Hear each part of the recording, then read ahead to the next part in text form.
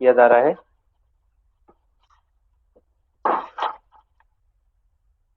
शिक्षक दिवस के उपलक्ष्य में आज ये सेमिनार किया जा रहा है, वेबिनार।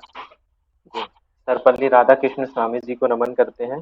भारत के भूतपूर्व राष्ट्रपति डॉक्टर सर्वपल्ली राधाकृष्णन स्वामी जी के जन्मदिन पर ये वेबिनार और शिक्षक दिवस मनाया जाता है, और वेबिनार आज ये कंडक्ट किया जा रहा है। जन्म जिनके जन्म हुआ था 5 सितंबर 1888 को और निधन हुआ था 17 अप्रैल 1975 को। ये हमारे भारत के प्रथम उपराष्ट्रपति और एवं द्वितीय राष्ट्रपति रहे हैं।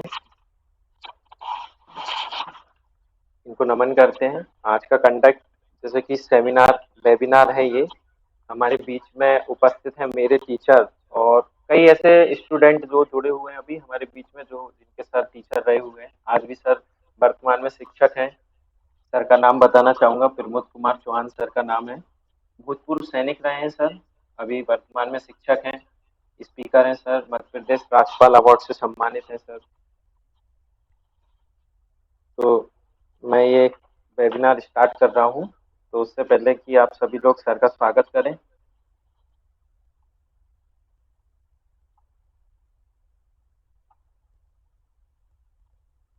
बीच में आज का सेशन का मेन मोटो है कि सेल्फ मोटिवेट कैसे रहें, डिसिप्लिन कैसे रहें, और काफी चीज सर से सुनने मिलेगी, सीखने मिलेगी। आप बिल्कुल बने रहिए, मैं सर को आपके बीच में जोड़ता हूँ।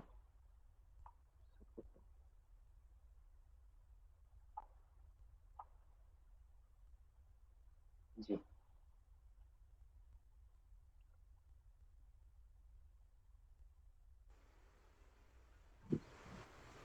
सर, सुन पा रहे हैं क्या आप? हाँ जी, हाँ जी, आवाज आ रही है आपकी। जी सर, पर आप दिख नहीं रहे हैं। मैंने अभी अच्छा वो वीडियो बंद कर रखा होगा जी। जी, तो सर को मैं एक बार फिर से ब्रीफ कर देता हूँ, आप सभी के लिए बता देता हूँ। हमारे सर एक शिक्षक हैं, काफी जो कई अवार्ड से सम्मानित है सर। इस शिक्षा के क्षेत्र में हमेशा नवाचार करते रहते हैं सर। भूतपूर्व सैनिक हैं। एक सर पब्लिक स्पीकर हैं, मोटिवेशनल हैं सर। पोइट्री करते हैं, राइटर हैं सर। की मार्केट में कई सारी बुक उपलब्ध हैं। ठीक है सर, आज की वेबिनार स्टार्ट करते हैं। ठीक है, धन्यवाद आपका। सर्वप्रथम माँ सरस्वती के चरणों में सादर नमन करता हूँ। भारत की इस पूर्ण धरा को भी सादर नमन करता हूँ।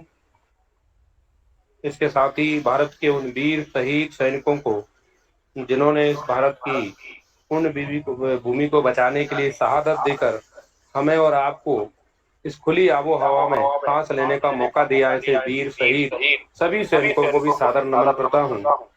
आप सभी भारत के युवा भविष्य को भी सादर नमन करता हूँ।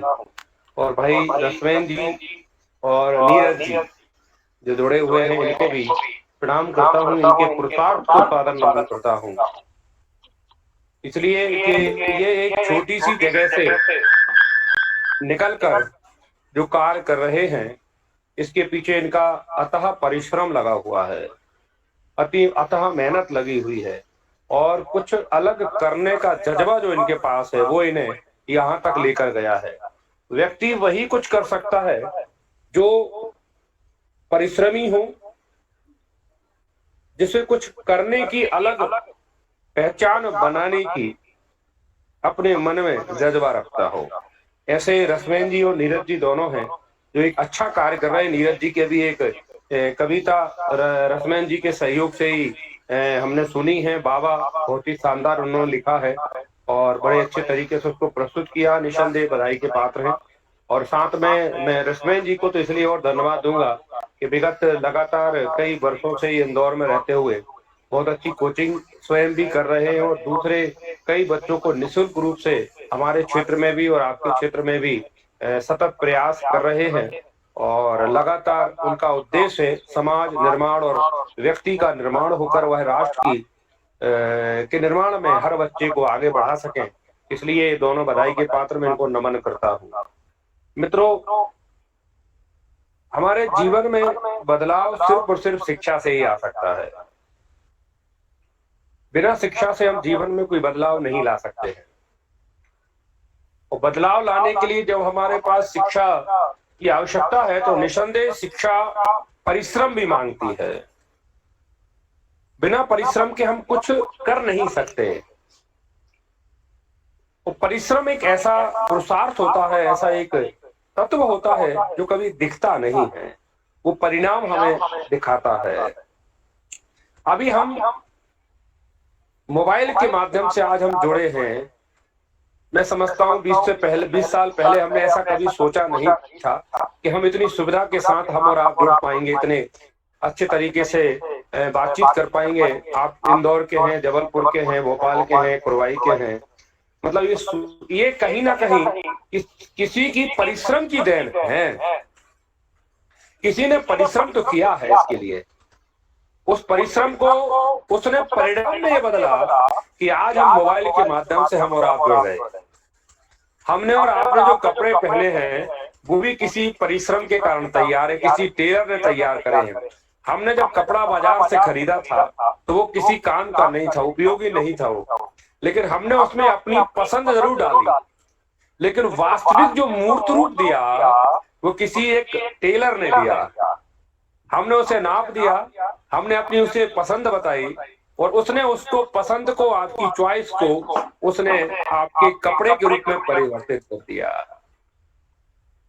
लेकिन आज जो हम पहन रहे हैं, जिसपे हम गर्व करते हैं, जब आप पहनकर कहीं किसी पार्टी में जाते हैं तो लोग आपकी प्रशंसा करते हैं, तो वास्तविकता में प्रशंसा उस परिश्रमी टेलर की है जो हमें दिखाई नहीं देती। लेकिन हमें वो प्रशंसा प्रत्यक्ष रूप से मिलती है। शिक्षा भी ऐसी ही है। शिक्षा भी आपसे परिश्रम मांगती है। जब तक आप परिश्रम करते रहेंगे शिक्षा का परिणाम आपको सुखद मिलता रहेगा। यदि हम चाहते हैं कि हम अच्छा परिणाम चाहें, अच्छा परिणाम मिले, मनपसंद चीज मिले जो हम चाहते हैं, जो हमने सजो के रखी है, निसंदेह वो आपको प्राप्त होगी। लेकिन प्राप्त करने के लिए सिर्फ दो ही तत्व हैं, तीसरे की आवश्यकता नहीं है। एक ईमानदार और दूसरा परिश्रम। आप परिश्रम से कभी जी मत चुराइए। माना आपने जो चीज सजोई है वो आपको सोने नहीं दे रही, आप सुख की चैन से नींद नहीं सो पा रहे हैं, तो आप समझ लीजिए आपकी जो दिशा है, जो दशा है, जो आपने सोचा है सपना, वो प्राप्त होने आपको सोने नहीं देता है। तो हम उसके प्रति परिश्रम लगातार करें, लेकिन ईमानदारी से। कुछ रुकावटें आएंगी, आती है, यही तो परीक्षा है। हम 365 दिन पढ़ते हैं और 365 दिन पढ़ने के पश्चात 3 घंटे में हम पेपर देकर आते हैं और 3 घंटे का पेपर का आकलन मात्र 10 मिनट में एक शिक्षक कर देता है।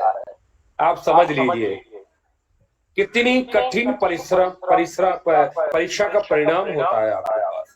365 दिन मैंने पढ़ाई करी, 3 घंटे मैंने लिखा और एक शिक्षक ने मात्र 10 मिनट में आपके 1 साल के परिश्रम को परिणाम के रूप में उसने परिवर्तित कर दिया।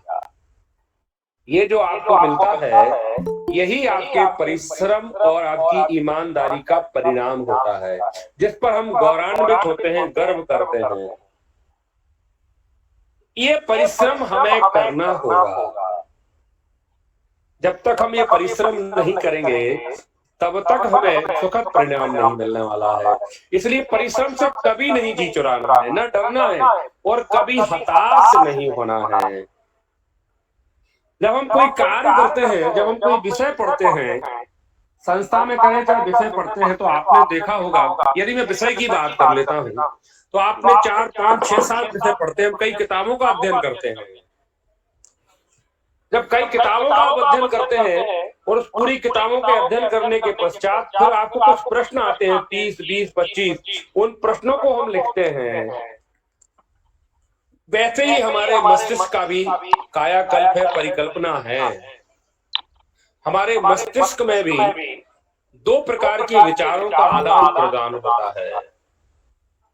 एक सकारात्मक और दूसरा नकारात्मक। मैं आपको परिश्रम और आपके कार्य के प्रति का आगे बढ़ने के प्रति आपसे बीच रूबरू हुआ हूं। आदरणीय रसमैन जी ने मुझे जोड़ा है। तो जब हमारे कर्मचारी जो होते हैं, किताब है, या जब हम कार्य का कर्मचारी जो होते हैं वो है, जब हमारा कार्य क्षेत्र बढ़ता है तो स्वाभाविक है कर्मचारी भी बढ़ते हैं, तो कर्मचारी भी हम रखते हैं। वैसे ही मित्रों, हमारे मस्तिष्क में भी दो प्रकार के विचार समावेश होते हैं, एक सकारात्मक और एक नकारात्मक। अब ये तय हमें करना है कि हम अपने मस्तिष्क में किस प्रकार के विचारों को रखें सजो के। यदि हम नकारात्मक रखेंगे तो आप समझ लीजिए हमारे मस्तिष्क पर, हमारी पूरे शरीर की पृष्ठभूमि पर नकारात्मकता छा जाएगी। अर्थात हम ऐसे कर्मचारी जो नकारात्मक काम करते हैं मस्तिष्क में, उनको हमें निकालना होगा, क्योंकि आपको आगे नहीं बढ़ने देते। जब तक हम सकारात्मक कर्मचारी अपने मस्तिष्क में नहीं बढ़ाएंगे तब तक हम आगे नहीं बढ़ सकते हैं। यदि हम हर चीज में कमी निकालने का प्रयास करते हैं तो निसंदेह आपके कर्मचारी नकारात्मक है, जो आपको आगे बढ़ने के प्रति रोकते हैं, आपके कार्य में बाधा उत्पन्न करते हैं, उन्हें आपको निकालना होगा, हटाना होगा, क्योंकि ये आपके लिए पीड़ादायक है। और हमें अपने मस्तिष्क में सिर्फ और सिर्फ सकारात्मक रूप के कर्मचारियों की संख्या बढ़ानी होगी, जो आपको ताकत देंगी, जो आपको मजबूती देंगी, जो आपको आगे बढ़ाने में सहयोग करेंगी। तब जाकर हम अच्छे तरीके से कोई कार्य कर पाएंगे। ये हमें प्रयास करना है। हमें अपने मन में ऐसे विचारों को समावेश नहीं करना जो हमें कमजोर बनाते हो, हताश करते हो, परिणाम के बाधक हो, असफलता की श्रेणी में लाते हो। नहीं, दुनिया में हर काम हम और आप ही कर रहे हैं। कंप्यूटर भी आपने बनाया, मोबाइल आपने बनाया, सूरज तक आप पहुंच रहे हैं, चंद्रमा पर आप पहुंच रहे हैं, अलग से कोई नहीं है। बस कुछ लोग ऐसे होते हैं जिनका काम करने का तरीका अलग होता है और वो अपनी पहचान बना लेते हैं। हमें अपने आप को अलग रखना है और अलग रखने के लिए हमें काम भी अलग करना होगा। जब तक हम अलग कार्य नहीं करेंगे तब तक हम अपनी पहचान नहीं बना पाएंगे।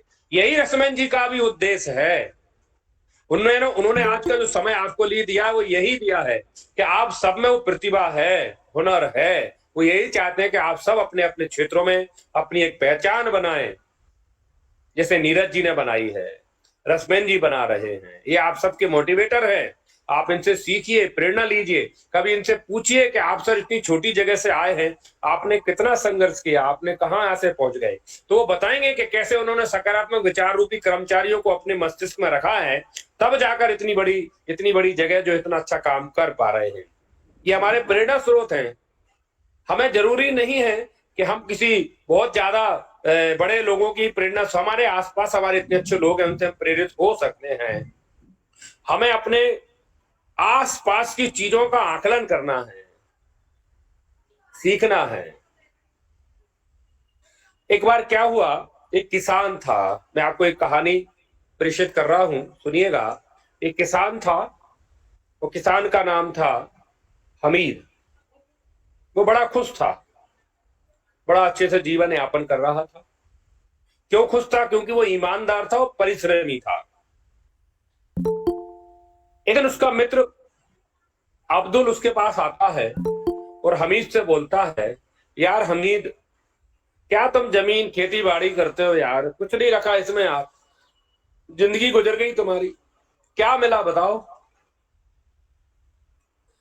बोला, अगर तुम्हें इतना छोटा हीरा मिल गया तो तुम्हारा जीवन बदल जाएगा, तुम अमीर हो जाओगे इतने से हीरे से।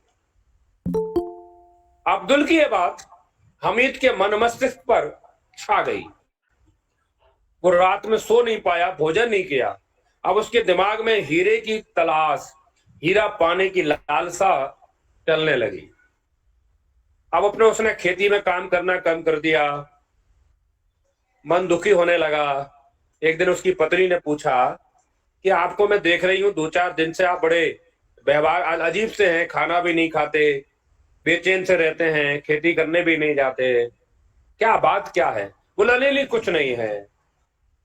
इस तरीके से कुछ दिन बाद हमीद ने जो है मित्रों अपनी जमीन पूरी बेच दी, और पूरी बेचने के बाद जो उसे पैसा धन मिला, आधा धन उसने अपनी पत्नी को दिया।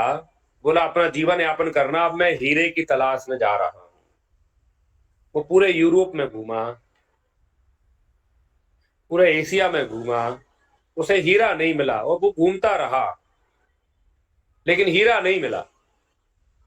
अंतोगतवा उसका पैसा खत्म हो गया, शारीरिक श्रम खत्म हो गया, मनोभाव दुखी हो गया, और अंत में जाकर उसने आत्महत्या कर ली। यहां उसने जिसको जमीन बेची थी, साजिद को, तो साजिद को जमीन और मकान जो बेचा था, तो वहां साजिद रहने लगा। एक बार अब्दुल अब्दुल वही जो हमीद का मित्र था, उस जगह से जा रहा था। तो जाते जाते उसकी नजर जो है उसी मकान पर पड़ी जहां कभी पहले हमीद रहा करता था। तो उसे एक चमकती हुई चीज बाहर की ओर रोशनी करती हुई दिखी, तो अब्दुल रुक गया। और अब्दुल ने वो सोचा कि यार हमीद को हीरा मिल गया है, क्योंकि ये चमक रही चीज वो मुझे हीरा लग रही है। उसने दरवाजा खड़खड़ाया, अंदर से दरवाजा खुला, अब्दुल अंदर गए, उसने आवाज लगाई कि हमीद, हमीद तुम्हारा मित्र अब्दुल आया है। तो हमीद हो तो बोले। वहां से जिसने उस जमीन को खरीदा था, राशिद, वो निकले। बोला कौन हमीद? वो तो बहुत पहले बेच के चला गया, मैंने खरीदा है, बोलो क्या काम है? तो अब्दुल बोले वो चीज जो चमक रही है वो हीरा है। राशिद ने कहा यार हीरा नहीं है, ये तो कांच है। बोला ऐसे कई कांच मेरी उस खेत में है, मैं आपको दिखा दूंगा। बोला नहीं नहीं मैं जानता हूं महोदय, ये हीरा है, मेरी मुझे पहचान है, मैं यही काम करता हूं। तो नहीं नहीं कहने लगे। राशिद ने कहा नहीं ये कांच है भैया। तो कहला वो जगह दिखाओ। तो मित्रों जो हमीद की जमीन थी, जो हमीद बेच गया था, वहां पर राशिद जो है अब्दुल को लेकर जाता है, और उस खेत में, उस जगह पर जब अब्दुल ने, राशिद ने बताया अब्दुल को कि देखो जो कितने सारे कांच, अरे कहने लगे ये कांच नहीं है, हीरा है। आप समझ लीजिए मित्रों, अब्दुल ने जब उसे ज्ञान दिया राशिद को, तो अब वो लखपति अरबपति हीरे की मालिक बन गया। और वो खेत हामिद का था, लेकिन हामिद अपने खेत में उस हीरे को नहीं तलाश पड़ा, बल्कि पूरे यूरोप और एशिया के चक्कर काटता रहा। मित्रों यही हमारे साथ होता है, हम अपने अंदर नहीं झांक पाते, हम अपने अंदर के हीरे को नहीं निकाल पा रहे। हम ऊर्जावान हैं, सकारात्मक हैं, दम है, क्षमता है, प्रतिभा है, हम कुछ करना चाहते हैं, हमें जज्बा है, लेकिन हम कुछ पल के बाद हताश हो जाते हैं। हम चाहते हैं कि आज मैंने परीक्षा दी और कल मेरा परिणाम सकारात्मक मिल जाए, मैं कल ही कलेक्टर बन जाऊं। ऐसा नहीं होता है, थोड़ा कष्ट होता है। परीक्षाएं जीवन की अलग अलग चलती रहती हैं, कभी हमें सफलता मिलती है, कभी देर से मिलती है, कभी बहुत देर से मिलती है, कभी बहुत जल्दी भी मिल जाती है, ऐसा भी नहीं है। ये सारी चीजें हमारे जीवन के परीक्षा का ही अंग होती हैं। इसलिए हमें अपने अंदर पहचानना है, मेरे अंदर हीरा है। आप सारे दुनिया के सर्वश्रेष्ठ छात्र हैं, ये आप मानकर चलिए, लेकिन ये प्रमाणिकता आपको अपनी परीक्षा, अपने परिश्रम, आपकी ईमानदारी से आपको देना है। हमें अपने अंदर कनेक्शन करना है, अपने आप को कनेक्टिविटी करनी है, कनेक्शन करना है। हमें अपने खुद से हमारा कनेक्शन हो। जब हम अपने आप से कनेक्शन करेंगे तो फिर आपके अंदर कुछ करेक्शन शुरू होंगे। तो पहले हमें कनेक्शन करना है, फिर हमारे पास करेक्शन आएंगे, और जब आप करेक्शन कर लेते हैं तो फिर आपको डायरेक्शन मिलती है। अब मुझे डायरेक्शन में काम करना है। इसलिए पहले आप कनेक्ट होइए, कनेक्शन करिए अपने आप से, फिर आपके अंदर करेक्शन करिए, और करेक्शन करने के बाद फिर आपको डायरेक्शन होगा और सफलता निश्चित मिलेगी, ये आप विश्वास रखिए। जो आपने सपना अपने अंदर सजोया है, निसंदेह वो आपको प्राप्त होगा, लेकिन वो तब होगा जब हम मेहनत और ईमानदारी कभी ना छोड़ें। बिल्कुल सही है सर। आपने अधिकांश बच्चे यही सोचते हैं कि हम जल्दबाजी में मतलब सफलता आज ही एग्जाम दिया और आज ही परिणाम सही मिले, कलेक्टर बने। हाँ हाँ हाँ हाँ। तो इससे हमें थोड़ा सा सकारात्मक रहना है। थोड़ा समय लगता है, लगेगा, बहुत लगता है। कुछ लोगों को तो बहुत 5-5, 7-7, 8-8 साल मेहनत करते हैं, तब भी तब सफल होते हैं। तो इसलिए अपने अंदर ऐसी नकारात्मकता नहीं लानी है। जब हमने बीड़ा उठाया है, लक्ष्य बना लिया है, तो निरंतर आप उसमें प्रयास करिए। अपने मेंटर से, जो आपको मेंटर हैं, जो आपको सुझाव दे रहे हैं, आपके आपके साथ पग पग खड़े हुए हैं, वो आपको सलाह देंगे। अपने अंदर किसी प्रकार की हताशा नहीं लाना है, निराशा नहीं लाना है, इससे हमें बचना है। तो आपको सफलता की जो मापदंड है अपने आप ही बढ़ते जाएंगे। जिस प्रकार हम बैंक में जब बैलेंस रखते हैं, तो आपको ने बैलेंस भले ही कितना डाला हो, लेकिन ब्याज अपने आप जुड़ता जाता है। चाहे आप जब भी निकालेंगे, ब्याज के सहित मिलना है। यही हमारे अंदर है। हम जब जब अच्छा सोचेंगे, ब्याज रूपी हमारे कर्म, हमारा कार्य, हमारी परिश्रम, हमारी ईमानदारी, ये सारी चीज जुड़ती जाती है, जो हमारे परिणाम में परिवर्तित होती है। जब हमारे लिए थोड़ी बहुत जरूरत होती है, तो जो आपके अच्छे काम है, अच्छे सकारात्मक विचार है, वो परिणाम में आपके प्लस कर देते हैं। इसलिए मेहनत करिए, ईमानदार रहिए, और अपने मेंटरों से सहयोग करिए। उनको हर चीज बताइए, जो आपकी समस्या वो समाधान करेंगे। मेरा ऐसा आपसे निवेदन है। और इतना ही कहकर मैं अपनी वाणी को विराम देता हूं। अब मैं आदरणीय रश्मेन जी और बाकी सभी से भी चाहूंगा कि वो बताएं, और हमें भी कुछ आपसे सीखने को मिले। आप सबने मुझे ये मौका दिया, मैं आपको बहुत बहुत आभार व्यक्त करता हूं। और एक 4 लाइनें आपको, आप सभी को समर्पित करता हूं कि हकीकत जिंदगी की अति कटुक है। हकीकत जिंदगी की अति कटुक है, शोक है, अवरोध है, पीड़ा अधिक है, नहीं है सुख, सब धूमिल पड़ा है। जिंदगी कुछ भी नहीं, कर्म ही सबसे बड़ा है, कर्म ही सबसे बड़ा है। कर्म करिए, मेहनत करिए, परिश्रम करिए, परिणाम आपको 100% आपके मनपसंद का मिलेगा। आपका बहुत बहुत आभार, धन्यवाद। जय हिंद, जय Bharat. Thank you so much sir, अपना समय देने के लिए। अब मैं थोड़ा सर के बारे में और बताना चाहूंगा। सर हमेशा नवाचार के लिए प्रसिद्ध हैं, जिसकी मैं कुछ फोटो आप सभी के साथ शेयर करना चाहूंगा। सर हमारे भूतपूर्व सैनिक रहे हैं, काफी डिसिप्लिन है सर की जीवन में, और जो कि आज भी चल रहा है। ये सर की जब आर्मी में थे तब की फोटो है। सर एक लेखक हैं। सर की कई सारी बुक आ चुकी हैं, जिसमें से एक कविता बुला रही है, जो आपको फ्लिपकार्ट, अमेजन पर उपलब्ध है, परचेज कीजिएगा। काफी अच्छी। सर के अवार्ड के बारे में बताना चाहूंगा, काफी महत्वपूर्ण है। सर मध्य प्रदेश राज्यपाल पुरस्कार से सम्मानित हैं। सर राष्ट्रीय स्वच्छ मिशन विद्यालय, विद्यालय के लिए तो सर काफी फेमस है। सर का विद्यालय मतलब मध्य प्रदेश, और मैंने आज तक ऐसा गवर्नमेंट स्कूल नहीं देखा कि जिसमें इतना अच्छा, आगे तस्वीर दिखाऊंगा। सर 18 राष्ट्रीय पुरस्कार से सम्मानित हैं, आप सभी लाइन से देख रहे होंगे।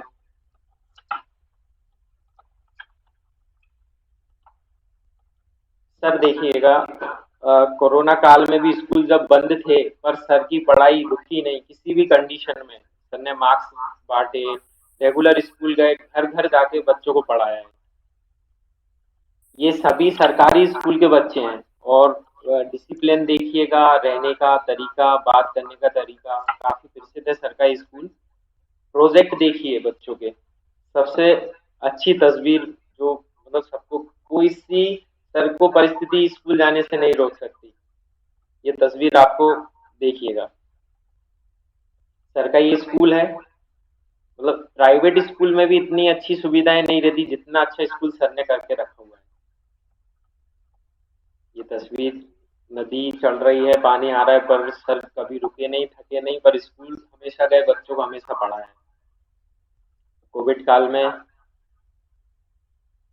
ये देखिएगा वॉशरूम की तस्वीर, इतनी अच्छी। ये सभी सरकारी स्कूल की फोटोज हैं, कोई प्राइवेट नहीं है सर। ये किचन है जिसमें मतलब सभी बोलते हैं कि इतना खराब खाना मिलता है स्कूल में, सरकारी स्कूल ऐसा होता है वैसा होता है, पर ये तस्वीर दुर्लभ है। अगर भारत में मध्य प्रदेश में देखने मिलेगी तो गुरुभाई तहसील में हमारे आदरणीय सर जी के इधर देखने मिलेगी। किचन देखिए सर, नवाचार के लिए काफी प्रसिद्ध हैं। सर ने वृद्ध के लिए लाठी और कैमरे वाली लाठी बनाई थी जो बुजुर्गों का सहारा बना। कई सारे आविष्कार नवाचार, सर हमेशा नवाचार के लिए प्रसिद्ध हैं। 120 से ज्यादा, हो सकता है मैं इस संख्या में गलत हूँ, ज्यादा भी हो सकते हैं। सर नवाचार के लिए काफी प्रसिद्ध है, हमेशा सुर्खियों में रहते हैं सर। राज्य शिक्षा केंद्र द्वारा नवाचारी और आदर्श शिक्षक प्रमोद सिंह चौहान के लिए फील्ड चैंपियन से पुरस्कार किया जा चुका है। सबसे अनोखा एक चीज देखिएगा, लगभग हम सभी जीवित पुरुषों का, व्यक्तियों का जन्मदिन मनाते हैं, पर सर एक ऐसे धनी है कि जो पेड़ों का जन्मदिन मना रहे हैं। लगभग सभी लोग पेड़ लगा तो देते हैं, फोटो खिंचा लेते हैं, विश्व पर्यावरण दिवस पर काफी पेड़ लगाते हैं, पर उसके बाद पेड़ों का क्या होता है, पर्यावरण का क्या हो रहा है, कोई ध्यान नहीं देता। पर ये जीती जागती तस्वीर है कि जन्मदिन तक मनाया जा रहा है। बस आज का सेशन इतना ही था। सर का सौभाग्य हम सभी को प्राप्त हुआ, सर का मोटिवेशन प्राप्त हुआ। सर बच्चों को सेल्फ एक मोटिवेशन और कर दीजिएगा कि बच्चे जो वातावरण में भटक जाते हैं तो उसको कैसे सेल्फ मोटिवेट करें। जी, पहली बात तो रश्मिन जी आपका बहुत बहुत आभार कि आपने इतना स्नेह दिया। बाकी हम तो कर्म रूपी कार्य कर रहे हैं, जैसा आप काम कर रहे हैं वैसे ही हम भी लगे हैं। आप अपने क्षेत्र में जिस तरीके से बच्चों को लगातार मार्गदर्शित कर रहे हैं, बहुत अच्छा काम है। उसी पे हमें भी थोड़ा सा प्रयास मिलता है, आप लोगों से सीखते हैं। बाकी रहा देखिए, मन भटक गया तो आप समझ लीजिए आपकी दिशा भटक जाएगी, और दिशा भटक गई तो आपका जो कार्य क्षेत्र है वो भटक जाएगा, और वो भटक गया तो हमारा जो परिणाम है वो पूरी तरीके से भटक जाएगा। इसके लिए आवश्यकता यह है, मैंने आपको 3 चीजें सिर्फ बताई थी, इसीलिए मैंने आपको बताया था, कनेक्शन, करेक्शन और डायरेक्शन। हमें अपने आप से कनेक्शन करना है, हमें अननेसरी अपने मस्तिष्क को नहीं घुमाना है। मस्तिष्क बड़ा चंचल प्रवृत्ति का होता है, ये कुरवाई से अमेरिका तक का चक्कर लगा लेता है, हाथ में कुछ नहीं आता। ये वही कंडीशन हो गई कि गाड़ी खड़ी है, पेट्रोल भरा है, हम सिर्फ चालू करके एक्सीलेटर दे रहे हैं तो उससे पर्यावरण को प्रदूषित कर रहे हैं। गाड़ी खड़ी है लेकिन हम एक्सीलेटर देके हम मजा ले रहे हैं और गाड़ी को नुकसान पहुंचा रहा है। वैसे ही हमारा मस्तिष्क है, हमें अपने मस्तिष्क पर कंट्रोल करना, नियंत्रण करना है। इसके लिए जरूरी है कि हम सेल्फ मोटिवेशन करें, मेडिटेशन करें, खासतौर से सॉरी मेडिटेशन करिए। आपको मन को एकाग्र करने के लिए आपको एक केंद्र बिंदु बनाना होगा। कोई भी एक, जो आपने लक्ष्य लिया कि मुझे कलेक्टर बनना है, बस आपके मस्तिष्क में कलेक्टर होना चाहिए, और बढ़िया आप मेडिटेशन करिए। कलेक्टर, कलेक्टर आ रहे हैं, गाड़ी खोली किसी ने, मैं निकला, ऑफिस में गया, मैंने ऑफिस में जाकर अपना काम निपटाया, कुछ लोगों की पर्चियां मेरे पास आई जिनसे मुझे मिलना है, इसके साथ उनको मिलने के बाद उनके काम करना है, कुछ उसके बाद मुझे कार्यक्रम में जाना है, कुछ मुझे गांव में भ्रमण कर। ये हमारे मस्तिष्क में, हमारे दिमाग में सिर्फ कलेक्टरी वाली चीजें चलना चाहिए। मैंने ये जो मेरे दिमाग में चला, बस उसी को परिकल्पना करनी है, उसी के सपने सजोना है। हमारा मन, हमारा जो मस्तिष्क सिर्फ हमारे लक्ष्य पर रहे, जो मैंने तय किया है। अब मैंने जो किया है उसी के मैं सपने सजूं, उसी के बारे में सोचूं, और हमें मोह माया के जंजाल में नहीं फंसना है। ये आपको उलझाने की चीजें हैं, ये भी परीक्षा है, ये भी परीक्षा का एक मापदंड है कि आप कितने संयम हैं, कितने आप अपने मन पर नियंत्रण करते हैं। मस्तिष्क में भी परीक्षाएं चलती हैं मित्रों। वो भटका रहा है, मतलब आपको डिस्टर्ब करने वाला है कि आप में एकाग्रता नहीं है, आप ये काम नहीं कर सकते। तो ये परीक्षा का मापदंड है, आप इसको समझिए। अगर आपका मन आपको भटका रहा है तो इसलिए भटका रहा है क्योंकि आप संयम नहीं है, नियंत्रित नहीं है, और आपको परीक्षा में उसे फेल कराना है। हमें उस मन को नियंत्रण करना है कि नहीं, हम तेरी नहीं सुनेंगे, मुझे फेल नहीं होना है। तुम जो भटका रहा हो, मुझे मालूम है कि तुम मुझे कंफ्यूज कर रहे हो, मुझे अपने लक्ष्य पर ध्यान रखना है, उसकी नहीं सुनना। वो आपके पास एक बार आएगा, 2 बार आएगा, मत पढ़ यार, आज रहने दे यार, कल पढ़ लेंगे यार, अभी बहुत दिन है यार, चल आज खेल लेते हैं, दोस्त यारी में करते हैं, पार्टी कराते हैं, चलो उसको वहां घूमे आते हैं, वहां। ये सब भटकाने की प्रक्रिया है। ये मन आपको डिस्टर्ब कर रहा है, आपकी परीक्षा से आपको विचलित कर रहा है। इस पर नियंत्रित करना है। परीक्षा है जी मेरी, और मुझे परीक्षा में फेल नहीं होना। मेरा लक्ष्य जो है तय मैंने जो किया, जो मेरे मेंटर ने बताया है, जो मेरे रसमैन जी ने बताया है, मैं उस पर आगे बढ़ना है। तो मुझे नियंत्रित होकर करना है। फिर आपका कभी कोई परेशानी नहीं होगी। जिस दिन आपने अपने मन को कंट्रोल कर लिया, आपकी जो चीज आप चाहते हैं, एक तो आपकी एकाग्रता शक्ति बढ़ेगी, सोचने की ताकत के साथ साथ आप जो सोचोगे 100% होगा। आपने जिस दिन मेडिटेशन अपने विषय पर करना शुरू कर दिया, तो इस तरीके से आप उसको आजमाइए, उस पर करिए, निसंदेह आप सफलता प्राप्त करेंगे। आदरणीय रसवैन ji, thank you so much sir, अपना विशेष समय देने के लिए। किसी बच्चे का कोई क्वेश्चन हो तो पूछ सकते हैं।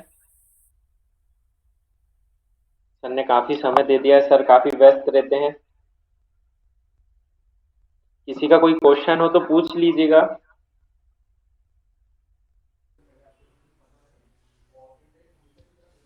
हेलो, नमस्ते सर। जी जी नमस्ते जी, बताइए। सर मैं योगिता शर्मा बोल रही हूँ। सर सर आपने ही पढ़ाया है हमें 10th 12th तक। हाँ जी, हाँ जी, जी जी, जहाँ समझ गया जी, योगिता जी। सर हाँ, तो सर आपकी पढ़ाई की वजह से ही मेरे इतने परसेंट बने, और आज मैं जो भी नौकरी लगी सर नहीं नहीं आपने नहीं इतना नहीं, मोटिवेट किया है सर हमारे लिए। ये आपका परिश्रम है। देखिए, आपकी खुद की मेहनत है और आपका मोटिवेशन सेल्फ है। आपने तय करा, उसमें आप लक्ष्य तक पहुंचे। ठीक है ना? हाँ सर, और लेकिन आपने बहुत मोटिवेट किया है हर बार हमको पढ़ाई के लिए, बहुत ज्यादा सर, बहुत बहुत धन्यवाद। और आज शिक्षक दिवस है तो सर बहुत बहुत शुभकामनाएं आपको। जी जी जी, बहुत बहुत धन्यवाद आपका, बहुत बहुत आभार। जी सर। जी, कोई और?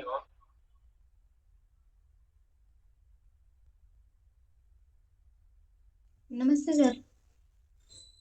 नमस्ते नमस्ते बेटा, बताएं। सर मैं लक्ष्मी कश्यप। सर ये पूछना चाहती थी कि जी बताएं। मतलब आप साहित्य से रिलेटेड मतलब वो करते हैं, तो इस चीज में मतलब फिर मतलब इस चीज में हम लोग भी मतलब कोशिश करते हैं कुछ लिखने की, मतलब जी जी, कुछ और एक नई दिशा देने की, बट लेकिन सर बीच में इसमें भटक जाते हैं। भटक कोश- जाते हैं।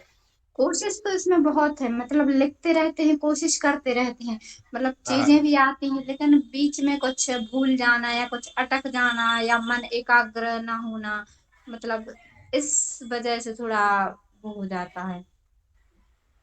लेखन की बात कर रही हैं आप? जी सर। हाँ, तो जैसे आप आप क्या लिखना चाहती हैं, क्या लिखती हैं? सर जो हमारा समाज है इसको थोड़ा सर बदलाव, मतलब आप ये तो है कि साहित्य समाज का दर्पण होता है, मतलब उस चीज को बदलाव लाने के लिए वो कि हम खुद बदल कर और हम्म बदलाव लाना चाहते हैं, मतलब हम्म। सोचना ये है हमारा।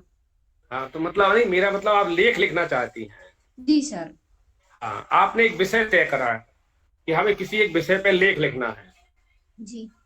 मान लीजिए मुझे लेख लिखना है समाज को बदलने का, जी सर। या समाज को बदलाव। जी। तो जब हम समाज के बदलाव की प्रश्न में आएंगे, तो हम समाज के बदलाव में पहले ये प्रश्न हमें उठाना पड़ेंगे, निकालना पड़ेंगे, हम समाज में क्या बदलाव चाहते हैं। शिक्षा में, संबंधों में, जिम्मेदारी में। तो जब हमारे पास बिंदु आ जाएंगे, जी। जब हमारे पास बिंदु आएंगे, तो उन बिंदुओं के आधार पर हम अपने विचार को लिपिबद्ध करेंगे कि हम समाज से क्या करते हैं, हमें क्या समस्या है, समाज से हमें क्या पीड़ा हुई है, ताकि हम बदलाव चाहते हैं। जी। तो जब हमारे पास वो विषय आएगा, उस विषय के हम बिंदु निकालेंगे, तो हमारे उन बिंदुओं पर जब हम काम करेंगे, तो आपका लेखन में सुधार भी होगा, विचार भी आएंगे, और तब आप बहुत अच्छा लिख पाएंगे। और लिखने के बाद हम फिर उसे पढ़ें। जब हम लेख, विशेष रूप से जब लेख की बात होगी, तो लेख क्या होता है, 2 3 4 बार हमें पढ़ना होता है, वर्तनी ठीक करना पड़ेगी, हमारा विषय बिंदु सही आ रहा है कि नहीं आ रहा, वो देखना पड़ेगा। इसके बाद हम अगर कुछ आंकड़े देना चाहते हैं कि आज समाज हमारा कहाँ जा रहा है, मान लीजिए अगर मुझे समाज में बदलाव लाना, तो मुझे दिख रहा है कि आज हमारे समाज में 70 इतने करोड़ लोग जो हैं नशा मुक्ति अभियान से जुड़े हैं, जो नशा मुक्ति करते हैं, इसके बाद 50.17 हमारे जो है मदिरा का सेवन करते हैं। तो हमारे पास आंकड़े भी होना चाहिए। वो आंकड़े के लिए हम पेपर पढ़ें, उस विषय से संबंधित हम किताबों का अध्ययन करें, और दूसरा है गूगल पे डालकर उसका बहुत अच्छे से विश्लेषण करें, और हम अपने तथ्यात्मक और क्या जोड़ सकते हैं जो हमारे जीवन के अनुभव है, इस तरीके से हम लेख को बहुत अच्छे से लिख पाते हैं। दूसरा रहा भूलने की जो बात करी, तो देखो भूलते नहीं है, हमारे मन मस्तिष्क में हजारों विचार दिन भर आते हैं। तो जैसे ही विचार आता है आपका कोई भी, उसे तुरंत आपको लिखना होगा। वो तो बिल्कुल आ गया और चला जाएगा। अब उसके लिए हमें कैच करना पड़ेगा, तो उसे आप तुरंत लिखिएगा उस पे, कापी पे, किताब पे, जो आपके पास डायरी रखे लेखन वाले तो विशेष रूप से, और तुरंत उस विचार को लिख लीजिएगा। तो वो आपका पास कैच हो। आप सोचोगे हम इसे घर जाके लिखेंगे, नहीं नहीं, वो घर तक तो आपको खत्म हो जाएगा। वो तुरंत लिखना है आपको, ठीक है सर जी। सर इसमें और मतलब जैसे वही सर मतलब दो चीजों को मेंटेन कैसे करें? हाँ, दो कैसे बताएं? कैसे दो? मतलब ये जैसे साहित्य लेखन भी और साथ में हाँ मतलब प्रिपरेशन भी। हाँ, देखिए, पढ़ाई के लिए हमारा लक्ष्य, हमारी पढ़ाई नियमित रूप से चले। तो आप जब पढ़ाई करती हैं तो आपके पढ़ाई के ही बहुत से विषय निकलते होंगे। आप तो बहुत अच्छा काम कर रही हैं। मान लीजिए आपको सर ने कोई विषय पढ़ाया, जी अब उस विषय में हमें कोई टॉपिक पढ़ाया, उस टॉपिक से ही हम अपना लेखन बना लें, तो हमारा फायदा कि हमारे विचार की शक्ति बढ़ जाएगी, विषय से लगाव हो जाएगा, और हम उस विचार को और सार्थक रूप दे पाएंगे। अब हम अलग से विषय ना सोचें, कोई भी विषय जो आपका पढ़ाई से है उसी को हम लेखन में परिवर्तित कर लें। दूसरा रहा लेखन का। देखिए, लेखन में हमें कोई ज्यादा विशेष, थोड़ा सा अभी शुरुआत में थोड़ा समय जरूर लगता है आपका, और जैसे जैसे आप रोज लिखती जाएंगी, रोज आपके दिमाग में लेखन की प्रक्रिया चलती जाएगी, तो आपके अंदर परिपक्वता आती जाएगी, मजबूती आती जाएगी, और धीरे धीरे फिर इतने शब्दकोश हो जाएंगे आपके पास कि आप बहुत अच्छा लेखन लिख पाएंगी। थोड़ी शुरुआत में रहती है, बाकी फिर धीरे धीरे आपके अंदर बहुत ज्यादा शक्ति आ जाती है विचारों की, और आप अच्छे से लिख पाएंगे। तो इसलिए आप बिल्कुल भी हताश ना हो, और आप प्रयास जारी रखें ऐसे ही बस। जी sir, thank you so much. Thank you so much sir. किसी और का क्वेश्चन हो तो बताइएगा।